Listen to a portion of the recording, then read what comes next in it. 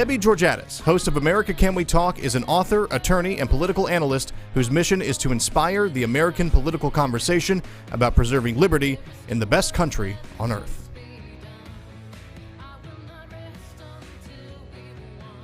And welcome again to America Can We Talk and to today's First Five. I'm Debbie Georgatos.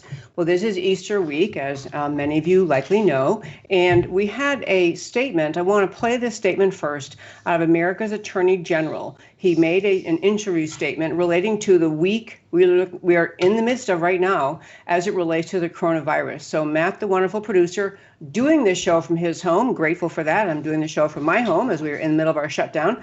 But Matt has a clip of the Surgeon General of the United States talking about what to expect this week with respect to coronavirus. And how long will it last? Well, it's tragically fitting that we're talking at the beginning of Holy Week, because this is going to be the hardest and the saddest week of most Americans' lives, quite frankly. This is going to be our Pearl Harbor moment, our 9/11 moment, only it's not going to be localized. It's going to be happening all over the country. And I want America to understand that. But I also want them to understand that the public, along with the state and the federal government, have the power to change the trajectory of this epidemic. You mentioned Okay, so that was Dr. Jerome Bell. He is our United States Surgeon General. He's talking about America, our country this week, and this being our Pearl Harbor in the same sentence, kind of like our 9/11. He's trying to warn Americans that they're going to be, based on the models, which have been extremely unreliable, but on the models, this may be a height of problems for America with respect to coronavirus infections, hospitalizations, and even death, trying to give America a heads up that this may be a very tough week. And I wanted to start today's First Five just by contrasting what he had to say and the predictions he had to make with the holy season that we are in right now. Tomorrow, Passover starts. It lasts, I think, 10 days. Passover, obviously, most Christians are aware, is one of the great stories of the Old Testament in which God protected his people from the wrath of Pharaoh. Secondly, we are in the middle of Holy Week, meaning we have this past Sunday, Palm Sunday, this coming Sunday, Easter. It is a season of hope and renewal. And part of what we have to do as Americans is dig in a little bit in our faith and in our certainty that this season of renewal actually means something today. It's not just a nice Bible story or you get to get a new dress and wear it on Easter Sunday or having an Easter egg hunt. It is about hope and renewal, and it's really part of the founding of America. These ideas behind the scriptures, the Old Testament and New Testament scriptures, the promise of God's care. We need to have more Americans digging in with their hearts and their prayer to that notion in response to coronavirus. Secondly, when we Americans were hit on when Pearl Harbor attack happened, and we were hit on 9/11, and people were shocked and dismayed. No one said about America, well, I guess we're just going to give up. No one said, I guess we'll just let the Japanese and Germans win World War II. Why don't we all start learning Japanese and German? No one said that. We had a stand up and fight attitude. Same with 9/11. We had a stand up and fight attitude. Find out who did this to us and make sure they hear from us so they won't do it again. In the coronavirus situation we are facing, we've been talking in the show for 2 weeks now about data being incorrect, prognostications being incorrect, and the amount of government police state authority or I'm calling it police state authority, expanding around the country, taking away individual freedom. Our fight in this country against coronavirus is not just against the virus. We do need to do all the fighting there is. We need to be supporting efforts to find a vaccine, to develop medications that can help, and also to all these wonderful businesses stepping up, changing the manufacturing. So they're producing masks and all sorts of great things are needed, ventilators and all of that. But the real fight we have about coronavirus is the fight for the future of the freedom of America. And I mean that very, very literally. We're going to be talking today and other days this week in the show about how much freedom is being taken away from Americans, and almost we're not just tolerating it, we're kind of standing up and volunteering. Just tell us what to do next. How limited should we be? And I'll tell you, folks, this idea of freedom is this constitutional right of freedom. I'll close out the First Five by just kind of teasing this story that I remembered from a constitutional law conference I went to years ago. There was some speaker at this constitutional law conference talking about the government's increasing standards with respect to refining and purifying fuel that run automobiles. And one point he was making is, if you continue to make it so expensive, in fact, maybe just, impossibly expensive, so you can't afford to drive your car because you can't afford to purchase the kind of car the government wants you to have, you can't afford to purchase the fuel that they are now requiring, it really is a constitutional problem, because we have a guarantee in this country from our founding, in the Declaration of Independence, a right, a God-given, simply because you were born, right to life, liberty, and pursuit of happiness. If you can't leave your home unless they tell you, well, you must stay home when they tell you, and it's not a short order during emergency duration, but a long-term plan for America's future, we are surrendering freedom that we have a right to from the very founding of our country. And that, my friends, is today's First Five. So I told you at the start of the show, we have a guest joining us, Dr. Everett Piper. He joins us. It's a great thing this happens. He joins us the first Tuesday of every month, and you probably recognize his name. He is the author of that extremely great, and initially just a statement to his campus, eventually became a book, This Is Not a Daycare, and basically the idea of talking to college students about the role of colleges is not to make sure that you are coddled and protected, but in fact you come to college to learn, to engage in a robust exchange of ideas. So he was a great college professor. He's the author of Not a Daycare. He's now a Washington Times columnist and a pundit. I guess that word has negative connotations. A commentator in many programs around the country. So without further ado, welcome, Dr. Piper. Thank you for having me on, Debbie. It's my pleasure. So glad you're here. I see you have on your Not a Daycare shirt. Is that right? I do, and you know that I've already apologized to you for my attire, but with the quarantine, you'll have to excuse me. I think you look great. I was bragging about this shirt. I think it'd be fun to have one. So before we launch into this interview, I want to mention for our listeners, you can follow Dr. Piper on Twitter at Dr. Everett, Everett Piper, at Dr. Everett Piper. As I say, he's also a columnist on the Washington Times, writes just great, thoughtful, deep columns.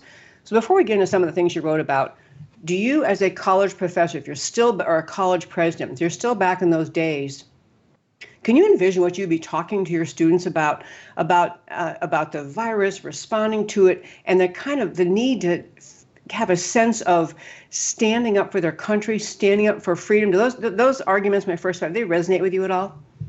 Oh, absolutely. And I think one of the things that is implicit in your opening five is the value and the importance of a free people asking questions. One of the things I'm most disturbed about right now with regard to our reaction as a country is that we are virus shaming anyone that dares raise their hand and ask a question or step out of line. We actually treat them as if they're Typhoid Mary and you're going to kill grandma because you're not falling in line and marching off to the gulag. Now, let me be clear, Debbie, I'm not suggesting that I think the virus is a hoax. I'm acknowledging that there's a real disease, but I also think as a free people, we should be asking some very important questions. Otherwise, we're going to fall prey to the disease of ideology, the disease of fascism, ideological fascism, which the colleges and universities have already fallen prey to long before this particular crisis. I posted something the other day and I asked these questions. I said, are life and liberty both paramount values in America? Is liberty still a first thing for Americans, or are we willing to set it aside every time we feel like we're going to get sick? Is liberty a self-evident truth and an unalienable right, just as much as life? Are we willing to defend liberty as vigorously as we protect our lives? Are we willing to do as our founding fathers did and risk our lives in the defense of liberty? Are we going to suspend the Constitution every time there's a threat of large-scale illness in the country? We've got to be asking these questions. And if we don't, I feel as if we're taking Patrick Henry's statement, give me liberty or give me death, and turning it on its head and saying, I fear death, so take my liberty. We're saying we'll take death. We'll take that if that's our choices. This is a fabulous beginning to our talk today, and I'm so glad you're available to talk about these ideas. I love, first of all, your point that we are losing. In fact, I wrote it down, virus shaming. I'm going to borrow that phrase from you because it really is. It's an astonishing thing, even among people, generally speaking, the same side of the political aisle, same side of the aisle and kind of in the ballpark of thinking. are just frozen by the fear of this virus to the point that they are willing pretty much anything the government says. They just are waiting to be told their next step. And I think, I will say, I've been saying this in the show this week, but I think when the virus first came along, many Americans in government and obviously millions of citizens had no idea what it was all about, felt alarmed by it, and felt a little bit like, okay, we got a crisis here, kind of like a tornado is coming or something. So we said, okay, tornado, fine, we understand we're supposed to stay at home and, whatever, get inside the house and get into a secure place. But we're past that now. We're past that initial phase, and we're starting to see not just a surrender to government orders, but it is policing of other citizens. You should describe, I think you described in one of your columns, what happened when you tried to pose those questions you just mentioned on your social media. Well, here, let me give you one example, an anecdote. One of the people that challenged me in the line of questionings that I just proposed to you was the director of an international organization for religious freedom. You probably know who he is. I'm not going to mention the name of the organization, and I won't mention his name. I won't be Bush League on your show. But I will say, a director of an international organization for religious freedom responded to me with this quote: "Freedom of belief is not an absolute." He said that. Freedom of belief is not an absolute. In other words, set your freedom of belief aside and go quarantine yourself.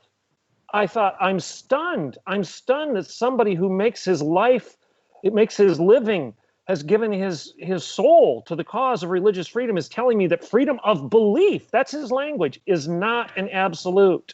If that's where we are as a people, we are in trouble. We are. I wrote that down because I don't even really understand what he means by, okay, we used to say it's a funny thing when our kids were growing up. If you would say, did you make your bed this morning? And they would answer, I did my math homework. He said, objection, non-responsive. I asked you, because it was a funny thing to say in our house. But I don't even understand exactly what he means. It's because he's saying if you don't believe all of these virus warnings, is that what he's questioning? I don't understand his question. Do you? Yes, in the context, he was challenging my line of thinking, and that is, wait a second, is liberty a paramount value equal to life? And is life worth living? Okay. Is life worth living if it's not free? Are we willing to sacrifice our lives for the cause of liberty like our founding fathers did in the American Revolution? Does the church, now see, I think the church should be leading on the issue of showing deference to its neighbor. If eating meat offends my brother, then I won't eat meat. Well, if breaking quarantine offends my brother, then I probably shouldn't break quarantine. But I shouldn't just sit back and allow the government to demand it. I should say, government, you have no right to tell me what to do. But as a Christian, as a follower of Christ, I'm going to show deference to my neighbor and make them feel comfortable as I serve them. There's a totally different issue here in play than kowtowing and bowing to the government's demands. Could not agree more. It is the large question of mandate versus individual personal responsibility and individual consideration. What is your view? I meant to ask this. I meant to mention earlier, I wanted to ask you, but what do you think about the orders around the country that are saying that church, because more than 10 people cannot be together in one place, even if they are separated by their 6 feet social distancing, that churches cannot be open? Do you have a thought about that one? I don't think the government has any business telling the church what to do. However, I think it is a bit Bush League, I'll use that word again, or that term again, for pastors to just rub their neighbor's nose in their freedom. Let's go back to Paul's admonition of eating meat. If it offends somebody, don't eat meat. Paul was saying, I have the freedom to do this. Nobody has the right not to tell me to do this, but I'm going to choose not to do it because I know it offends my weaker brother. And therefore, if my neighbor is scared, if my neighbor isn't a believer, if my neighbor is all tied up in knots over the coronavirus, I probably shouldn't rub his nose in my freedom. I might want to show deference to him. But at the same time, I'm going to scream from the rooftops, the government has no business telling me anything to do when it comes to my religious freedom. I think I can do both things at the same time is my point. Plus, I think the churches should get and could get very creative in the way they conduct their services. Have your services in a parking lot. so that you're 6 feet apart in your cars. Go back to the old California model and the Texas model where you actually had drive-in theaters being used as churches. Why not do that rather than just shut it down? Why don't go to the beach? Stay in your cars at the beach. Let the pastor preach to you from an intercom system so that everybody in the world can hear it, not just the church attendees. Why don't we get creative like that rather than just kowtowing and shutting it down? I love those ideas. I really can relate to your point too about not rubbing it in people's noses. I have dear friends who are either very senior or have some other health condition who are very, very alarmed, and they want to stay home. They don't want to go anywhere. They want someone to deliver their groceries to the front step and leave it there and run away. I respect their concerns. I do not want them to be uncomfortable. I wouldn't mock or question them.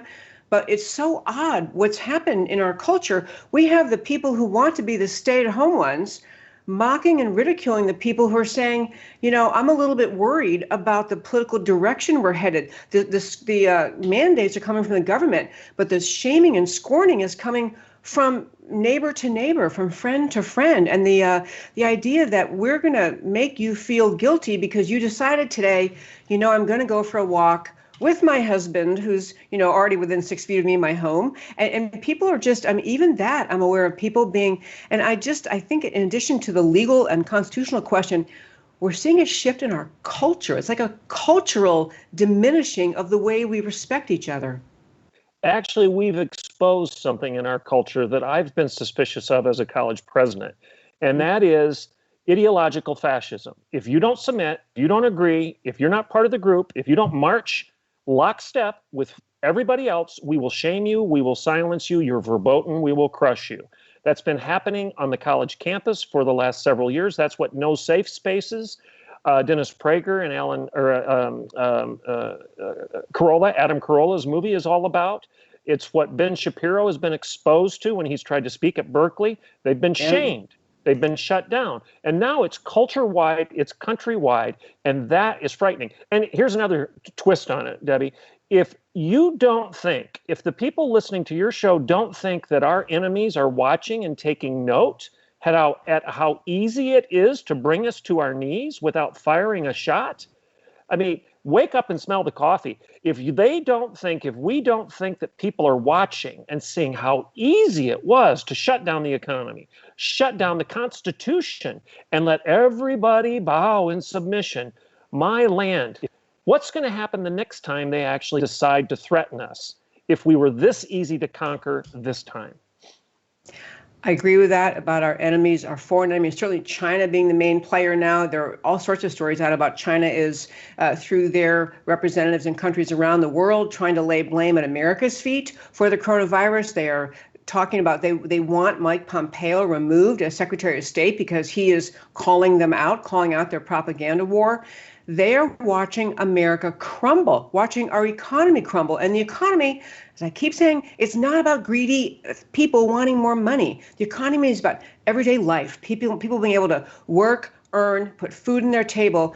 And this weakening of America, I'm another shaming, social shaming that happens, virus shaming, is criticism of anyone who says, shouldn't we also be taking into account the impact on our economy, and our businesses and our families' abilities to support themselves, in addition to trying to stop the spread of coronavirus? What's your thought on that? Well, we've got to take account of the economy. I think back to what was it? The Bill Gaither song. I'm trying to look it up here while we're talking. The Bill Gaither song of 1970, where he talked about the market street is empty. There's no traffic. The market square is empty. There's no traffic in the street. Housewives cease their labor. And then he proceeds to talk about the king is coming. The king is coming. Now, we are actually, I remember as a kid listening to that song and thinking, how would that ever happen? How in the world would that ever take place? Here are the lyrics. The marketplace is empty. There's no more traffic in the streets. All the builders' tools are silent. No more time to harvest wheat. Busy housewives cease their labor. In the courtroom, no debate. Work on earth is all suspended as the king comes through the gate. I remember thinking as a teenager that was apocalyptic and it would be impossible for that to ever happen. I didn't understand how that could be a biblical prophecy that would ever come into play. We're watching it. We're watching it before our very eyes. I know. And I don't know, the church has a great role to play in this country, certainly in the kinds of ways you were describing, to continue offering services and allowing people different ways to access the sermons and the service. I've noticed now on online Bible studies or Zoom Bible studies, people communicating with each other using what we have. But I wish that we'd see the church more willing to, in addition, speak up about we're stepping into a dangerous place of repression of our freedom as a country, and we're doing it out of fear. But that has never been, the Bible is full of fear not, fear not, fear not. And I wish the church would have at some point a little more voice. Church isn't just one thing, but the Christian church in America to say, we don't surrender our freedom here. We know what happens. Do you think the church could play a bigger role? Absolutely. The church always has played this role. And here's the positive side of the story. We have seen for 2,000 years that Christ's promise that the gates of hell will not prevail against his church, Christ keeps his promise. So I'm not fearful that the church is going to go away. I'm not fearful that somehow Jesus is going to lose. This doesn't surprise God. We worship God incarnate, the Word made flesh and dwelling among us, the Alpha and the Omega, the beginning and the end, the King of Kings, the Lord of Lords, the Lion of Judah, the Lamb of God. Jesus is God. This storm does not catch him unawares. He chose to get in the boat. He was in the boat on Galilee when the storm came up, but he went to sleep and took a nap. And Dietrich Bonhoeffer, in a sermon that he delivered in the midst of World War II, said this: only faith allows you to sleep. That's why Jesus was able to sleep in the boat, because obviously the Son of God had ultimate faith. We need to recognize that this will be okay. We can relax and take a nap, if you will, in the boat. But then we need to wake up and recognize that the man who's in the boat with us, God incarnate in the boat with us, can still the storm and expects us to play a role in doing so. It is our responsibility to be the hands, the feet, the mouth, the eyes, the voice of Christ in the midst of the crisis. It is our job to calm the storm. Wow, I love that. I will tell you that you're touching on all these points you made in your various Washington Times columns. I want to mention to our readers again, you wrote to, first of all, we're talking to Dr. Everett Piper, and second, he does write, in addition to having written Not a Daycare, very good book, very great short column, very good book, but also columns he writes for Washington Times. I kind of, this show is very political, and I'm always talking about preserving America and the founding liberties. But what you are able to do so well with your life experience is to take biblical truth in a practical, everyday, conversational way and apply the deep truths of the scriptures to the issues that we face today. And so I'm thrilled to hear you talking about the church that way. And I keep waiting for more Christian leaders to say, well, I'm going to go off on people again in a minute, but more Christian leaders to say, we need to be very careful. Well, God isn't going to be harmed. Jesus is not going to change. Truth is not going to change. But in this shepherding of America through this crisis, we do, as Christians, have a role, a wonderful role, to inspire and encourage and care and provide solace, but really to be leaders of people who say that if we stand up for freedom, we should expect to be rewarded and defended, not endangered. The story of the Bible is replete with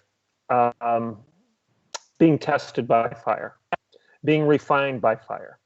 We forget in America, I think, Debbie, that life isn't always easy, nor is it supposed to be easy. That's not the way the world is created. We live in a broken world. We live with in the reality of the original sin playing itself out on the nightly news. G.K. Chesterton said that the only empirically verifiable, provable aspect of all of Christian theology is the original sin. And if you doubt it, turn on the nightly news, pick up the newspaper, and you see that truth. The original sin is playing itself out. What we have right now is a combination of natural disaster and human reaction to it. Both of those things are broken. But in the midst of that, the biblical story is it's the believer's responsibility to step into the storm, not run away from it, to tackle it with confidence and courage, not cower in the corner. It is our responsibility, basically, to do what Rahm Emanuel said, And I'm no fan of Barack Obama and Rahm Emanuel. However, what Emanuel said has great wisdom implied in it. And that is, don't let this crisis go to waste. Never let a good crisis go to waste. It is our responsibility as believers to grab the crisis and to massage it and manipulate it to the advantage of freedom and human dignity. Okay, I have never heard that Rahm Emanuel quote used for people who are trying to stand up for freedom, for America, for the founding ideas, for Christianity. Is always used, and I've been using it talking about how I see the left taking advantage of people's fear and expanding government power and collectivist behavior in Washington. But okay, I'm going to remember that. So I have three things now I've learned in this I'm going to remember from you. Last thing I wanted, so you wrote a piece in Washington Times, which is called "Why Do Elected Officials Dismiss Positive Information About the Coronavirus?"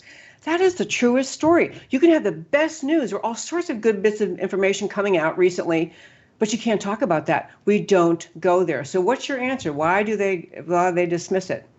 Good news. Groupthink. This is a massive textbook example of international groupthink. We're all just buying into the narrative without raising our hand and saying, whoa, whoa, whoa. I walked by the hospital yesterday and it wasn't overflowing with people on the sidewalks.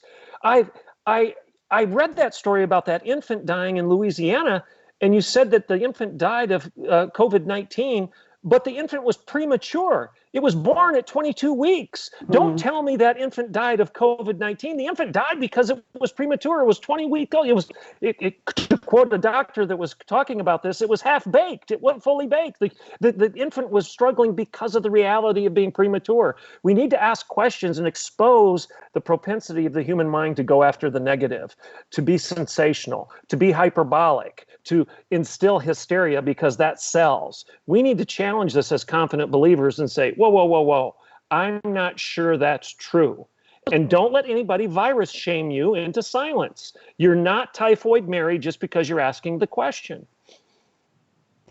And with that quote, you're not Typhoid Mary because you're asking the question.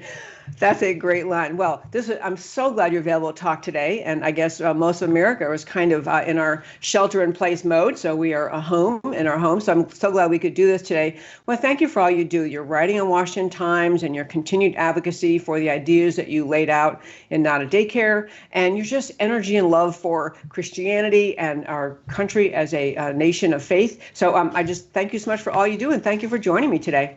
Oh, I'm honored to be on your show. Blessings. Be safe, be healthy, and be free. And be free, and happy Easter, sir. Likewise. Thank you. So, my friends, as Dr. Everett Piper, so glad he could join us. And honestly, I knew we'd have a very energetic and spirited conversation. Every story we talked about, his columns on Washington Times, are available on our website. If you go to americacanwetalk.org, on the home page, under shows, drop down, list of links, you can read all of his columns. He just is so good at taking the issues of the day and really applying a lot of what he has come to learn and understand about the place of faith, but in a very it's not like sitting through a sermon. It's a very vibrant engaging on the issues. I did want to mention, before I go to my last topic today, I'm going to talk about the virus killing America's small businesses. There was actually in the beginning of the first five today, I talked about the idea that the Surgeon General is trying to warn America, other experts are, that we're going to have the worst week ever. And I encourage people of faith to challenge that and to get into the fighting spirit for preserving this country, preserving freedom, because it is under assault in America. But there's also good news that, as we were just talking to Dr. Piper, never makes it to the headlines. So one just little story, but I wanted to show you this picture. There's a woman who was actually astonishingly brave in the midst of this virus shaming, to use Dr. Everett Piper's term. She is a Democrat member of the state legislature in the state of Michigan. Her name is Karen Whitsitt. We'll put her picture up and tell you what she did that I think is so brave. First of all, great smile. Looks like a very happy person. So she is a Democrat member of the legislature in Michigan, representing an area in Detroit. She came out in the news and said she wanted to thank President Trump and the hydroxychloroquine, the medication that we still have Dr. Fauci denouncing, but President Trump had talked about Doctors in France have done tests and come out with, yes, this is curing and there's no more reason. This is helping people who are suffering with COVID-19. This brave woman, a Democrat from Michigan, came out, national story, to say she thanks President Trump and hydroxychloroquine because she was diagnosed with COVID-19. She actually began taking the hydroxychloroquine even before her diagnosis came back. She had her test done, but it wasn't one of the quick ones. But she had all the symptoms, so her doctor prescribed for her hydroxychloroquine, which is what she took, and she is perfectly healthy. And I just want to tell you, there are just so many other bits of good news floating around that is ignored by the media because it's so much easier, more enticing when you're in the media to focus on death and symptoms and shortages and fear. These things propel the media, every story out there. But I will tell you just a few other quick things that were just positive news related to coronavirus and COVID-19. One is that this is not all the way positive, but I'm very much holding out hope. The UK, United Kingdom's Prime Minister, Boris Johnson, as you know, was diagnosed with, he has coronavirus, he developed COVID-19. He is in the hospital and he was even moved to the ICU, but they announced, I think this morning or late last night, that in the ICU, he did not need to be put on a ventilator. He does not have pneumonia. He's in the ICU, obviously, because they're taking extreme precautions. But the point is, he is someone who is, urging his own country. We got to fight this. And he's fighting himself. But actually, more specific good news. Italy and Spain, two of the countries hard hit, have finally broken the upward swing in their pace of cases. These two hardest hit European nations are finally seeing fewer rather than more of caseload of the infection occurring. Italy's prime minister has offered President Trump and the United States effusive praise for their help. If you listen to mainstream media in America, you would think that Trump has not made one good decision or taken one positive action since the moment coronavirus sprang on the scene in the world. Clearly, the people who know what they're talking about are not buying into that. But it was a wonderful thing, the Prime Minister of Italy. And these are things that President Trump did behind the scenes, not seeking headlines, seeking to help. Third, Austria is reopening itself for business again as soon as April 14th, as is Denmark, with respect to schools. So there are steps that are positive in the world. And I'm not going to give a Pollyanna presentation and say everything's great, march on, we're over this crisis, because we're not. We're going to be dealing with it for a while. We have many, many pieces of good news, and I encourage you to remember those too, and to remember that we're seeing wonderful results in this country and around the world with this new medication, hydroxychloroquine. We are seeing cases of recovery. We're seeing more and more people who have, and again, the number is something like the percentage of people in the world who do happen to contract coronavirus or contract COVID-19. It's like 98% of the people survive. Keep that number in mind. 98% survive. So, we have this doomsday fear of moving that has enveloped this country and enveloped the world. We have to keep those bigger numbers in mind. I'm going to go through tomorrow on this show a great deal of data related to where we really are, contrasting numbers of all kinds and making the point that when the media has a chance to contrast numbers and make comparisons, they go about it in the way that makes Americans more fearful, more worried, more just cowering in their homes in fear. It is so intentionally, deceptively dishonest. But I'm going to close out the show today. I have one more topic I want to hit. Every time we talk about coronavirus and anyone tries to say, well, I think that we should consider reopening the economy. I think we've got to look at ways to get Americans back to work. The chorus of virus shamers, I love that term Dr. Piper used, and I'm going to use that too. Virus shamers instantly go to the point of saying, do you understand, the number of people who've died? Yes, I know that there are, it's a very sad pandemic around the world. Of course it's sad.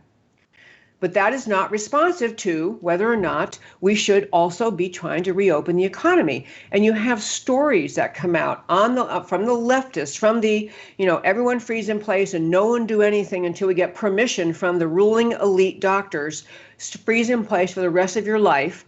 The other way people battle against the idea that we should reopen the economy is by talking about individuals and saying, well, did you know that so-and-so, she lost her sister and her mother, and so-and-so suffered for 2 weeks. She barely made it. And so-and-so suffered, and then her husband died. They tell individual stories, which is something the left has perfected in dozens and dozens of issues. Tell individual stories because they are heartrending, they are heart-wrenching, they draw people in, and so when people are hearing we should reopen the economy, they're picturing the story they heard from some leftist about an individual person. Yes, we all care about people suffering. We all want this to be over. We all understand people have suffered. But the economy is not about restoring the economy and getting people back to work, is not about greedy people who want more money in their bank accounts and are rubbing their hands together, can't wait to earn more money. The economy is about everyday Joe, everyday American. And I want to tell you about one in the great state of Texas. So here in Texas, we are in, total lockdown. We're in, where I live in Dallas County, shelter in place. You are told specific reasons you're permitted to leave your home. And a business owner wrote a letter to our governor in Texas. Our governor's Governor Abbott. And again, as I mentioned before in the show, he's Republican. All statewide officials in Texas are Republican. And we're still under this, pretty egregious, all businesses shut down, only essential businesses open. But I want to read you a little bit of this story, this letter this guy wrote to Governor Abbott, because it puts a human face on the argument about why we have to consider working toward reopening the economy. So this letter was written to to Governor Abbott by a guy named Jakey Saunders. And you can read the whole letter on my website, americacanwetalk.org, on the homepage, under shows, drop down list of links. I want to tell you about this guy, though. He wrote this letter to say, he's trying to be nice to Governor Abbott. In your understandable haste to get an order out, I think perhaps insufficient thought was given to the need to keep business activity going as far as possible. So he describes his company. On Wednesday, April 1st, my company, Lone Star Comics, the guy owns a comic book manufacturing and shipping outfit. We, that company, Lone Star Comics, shipped 1,700 orders to customers, many of them wanting something to read while they're forced to stay at home. On Thursday, April 2nd, we shipped nothing. And I've been forced to furlough 110 employees, our entire Lone Star Comics family. So this is an individual owns Lone Star Comics, has 110 employees. He says about his business, we're not open to the public. We're in a warehouse district. All of our business is via internet sales. We've had no one sick, have been doing everything recommended to avoid COVID-19 virus. Our building is huge. He gives the square footage. Our workstations are all at least 6 feet apart, usually more, with separation screens and cubicles. About 20% of our workforce is working from home. So he's basically getting at they're already following the social distancing and careful standards that are in place. He says, our small business, the largest comic book retailer in the world, does, and they redacted the amount of money, I'm not sure why, in sales monthly. You've taken all of that, Governor Abbott, out of our economy. A lot of other businesses depend on us for business. We are, for example, the UPS's largest North Texas customer among companies solely located in North Texas. Up until yesterday, my family business was writing paychecks to 110 people. We need to get back to that. He also tells, as an interesting aside, this guy tells about the idea that he started this comic book business, this whole thing that he does. He started the comic book business back when he was in junior high school. He says, I started Lone Star Comics in 1961 as a kid in junior high, selling comics by mail order out of my bedroom. I put myself through college selling comics. I opened my first of 8 brick and mortar stores in 1977, sold them after seeing more opportunity in internet sales. And now, when my business is booming like never before, I see it shut down needlessly. That really hurts. And I tell you that story, and I want to just do a little bit of embellishment on it. So this guy has 110 employees. Most, maybe all those employees have families who rely on the paycheck those businesses bring home. Those people bring home. So the people don't have a paycheck now. So they may be likely are having a hard time paying their rent or their mortgage. So they don't have money to pay their rent or mortgage. And so the landlord who owns the apartment complex can't get rent payments from the people who work for him, as well as from everyone else in the apartment complex who have also lost their jobs because of this shutdown. Those people, in turn, don't have money. The people who used to work and get a paycheck from this comic, Lone Star Comics, they don't have sufficient money to buy food, to buy clothing, to buy essential items. So they're waiting for a check from the government to help them over this hump. And because those people don't have money to spend, the Lone Star Comic employees, all the stores that they used to go to in their neighborhoods, the local grocery store, the drugstore, the gas station, the local 5 and 10, wherever they would shop, all those stores don't have customers because the customers don't have any money because they're not getting paychecks. I know this for some people, if you're an economist by background, you think this is, I'm talking like economics 101, and I kind of am. But for Americans who think that the whole argument about bringing America back to work, helping America get back to work, bringing back our economy is somehow about mean, selfish, greedy, rich people wanting more money out of the stock market, that's not what it's about. It's about people like this guy, this Texan named Jakey Buddy Saunders. It's about Buddy Saunders in Texas. It's about people like him all over the country who own businesses, who aren't going to hurt anyone, who are willing to be compliant, and they can't open their doors. So employees cannot earn paychecks. And I'm going to guess this company, Lone Star Comics, they have the business version of what most people have in their home life, which is most Americans do not have savings to continue perpetuating their lifestyle if they lose their job. They don't have savings so they can keep on paying their rent or their mortgage. They don't have savings to keep on up their car payment or other payments on loans they've made, or to keep on paying for their family's life.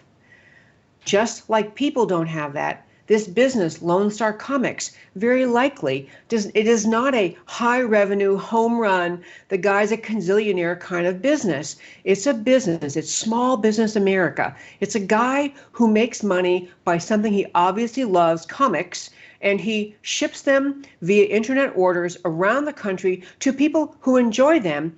And this guy very likely does not have the capacity to keep paying those employees, just like the people whom he employed don't have sufficient money to pay their bills. He doesn't have, this owner of this business doesn't have money to keep paying his employees. And then that owner, in addition to the fact he's not making internet sales, so he can't keep bringing money in, how long can he continue to pay for his own business? He's got a warehouse where people work. How long can he keep on paying his rent payment if he's renting, or if he has purchased it, to be paying the mortgage on the business, or to be paying his property taxes? People get forced to sell their property because they can't pay their taxes.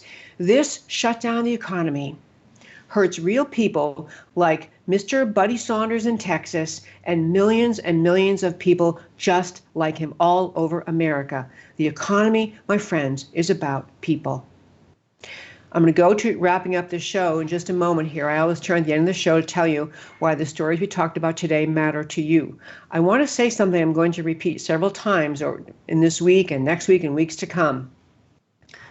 America's leaders responded to this threat of coronavirus, and much of the country was unfamiliar with it. Most people in government, and the restrictive orders that America is under are not coming from Washington. The prognostications are coming from Washington and Dr. Fauci, the predictions and the fear. But in this country, the orders that require people to stay in their homes, close their businesses, can't do this, must do that, all of those orders are coming from local officials, governors, mayors, county officials. Those people may be very good people. They may not be the kind of crazy police state, glad I finally got some power, rub my hands together, try to control people. They were responding initially to a serious threat and to alarm. But at some point, they need the people. We, the people, need to lead our local leaders. We need to be the leaders. We need to be the ones that say, hey, county commissioners court, city council, mayor, governor, we want to stand up. We want to lead you to a better plan than just submitting to fear and shutdown of our country because of this virus. America needs leaders like every one of you listening to this to be the mouthpiece, to speak up, to tell your leaders we want our economy back and our country back, because we don't want people like Buddy Saunders and his business and millions of businesses like that fall apart in this country. Now I'm going to turn and tell you, as I always do at the close of every show, I tell you why the stories that we talked about today matter to you. To start with, our first story today, we had the April 7th in Pearl Harbor, and we had the U.S. Surgeon General saying this week will be like Pearl Harbor 9/11. And I want to say it's time for a deeper perspective on that. America had just as much fear on December 7th, 1941 and September 11th, 2001, but surrender of our way of life was not an option then. It must not be an option now. There is good news, even though the mainstream media doesn't publish it. Solid results from hydroxychloroquine and the Michigan State rep from Detroit. Hospitalizations, ICU needs, deaths, not anywhere near the model projections. Spring weather is coming, have an ameliorating effect. America's Judeo-Christian foundation is alive in this Holy Week. Passover and Easter affirm life, protection, freedom from bondage. Easter doesn't need crowds in churches to affirm its enduring importance.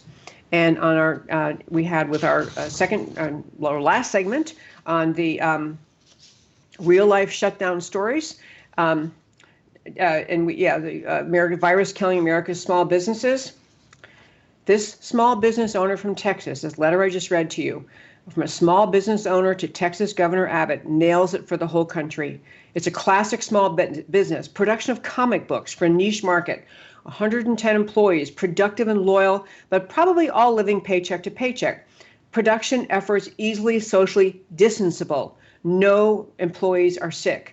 But government says you're non-essential, therefore, no money coming in from sales of comic books means no money going out in wages. All employees furloughed.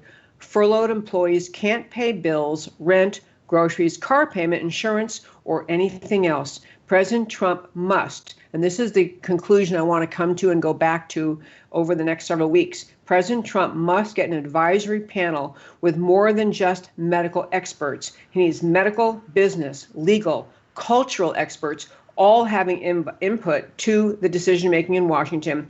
The lockdowns in this country must be lifted. And that, my very precious friends, that, my friends, is America Can We Talk for today. I'm Debbie Georgatos. This is America Can We Talk. I love the privilege and honor of talking with each of you every single time I do the show. I do this show, America Can We Talk, for the purpose of speaking up for this precious, extraordinary experiment in human liberty, which is America. I do the show to talk about preserving America and how even before this virus came along, there were many, many threats right at the doorstep of America's freedom that we talk about in the show. Right now, the coronavirus, we have to handle the virus, we have to get past it, and we have to not let this virus attack American freedom. I do this show to speak up for America because I love this country and I love the precious values upon which it was founded. I do this show to speak up for America, and I urge you to do that too. Speak up for America because America matters. And I'll talk to you next time.